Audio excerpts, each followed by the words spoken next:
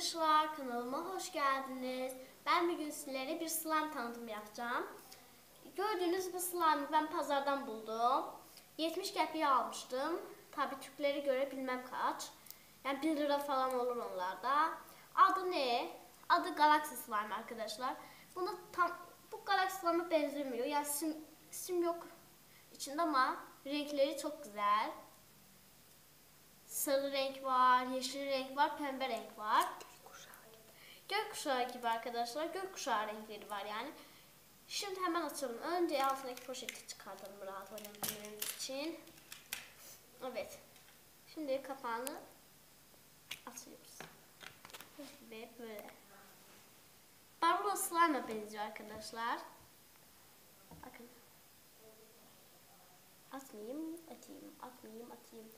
Dile benziyor.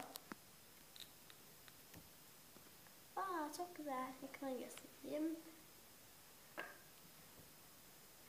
Elimizde çok güzel bir doku veriyor. Bunu güzel oynatırsınız. Yani 1-2 hafta dayanabilir. Nerede saklayacaksınız? Ben böyle slime'ları ağzını kapatıp ev havasını bir yere koyuyorum. Kokmuyor arkadaşlar bu. Kokusu yok. Ve renkleri karışmıyor. Öyle söyleyeyim. Ben bundan önce slime tanıtımında sizlere bir slime göstermiştim, açılabilen. Bu da açılıyor ama yani öyle bildiğimiz slime'lar gibi açılmıyor. Şöyle böyle açılıyor. Hatta biraz basmayı deniyorum ama. Barbie slime ben Barbie slime ile oynamıştım birkaç kez. 5 tane. İnternetten ben 5 tane sipariş etmiştim.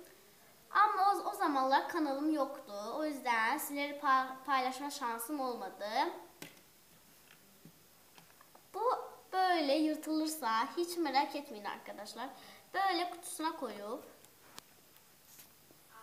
bunu 5 dakika böyle bekletirseniz normal ev havasında bu kendine gelir. Tabi böyle sıkmayın arkadaşlar. Böyle sıkarsanız bu yırtılır ve çok geç bitişir. Ben bunu yeni aldım. Pazardan aldım arkadaşlar. Kırtasiyeden almadım.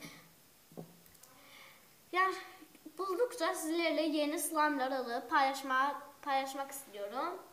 Bu da böyle bir slime'dı. Bakın. Sanki renkli, ele yapışmayan su arkadaşlar. Renkli ele yapışmayan su. Evet arkadaşlar, benim videom bu kadardı. Bu slime'ı sevdiyseniz like atmayı ve kanalıma abone olmayı unutmayın. Sizleri çok seviyorum. Bye bye.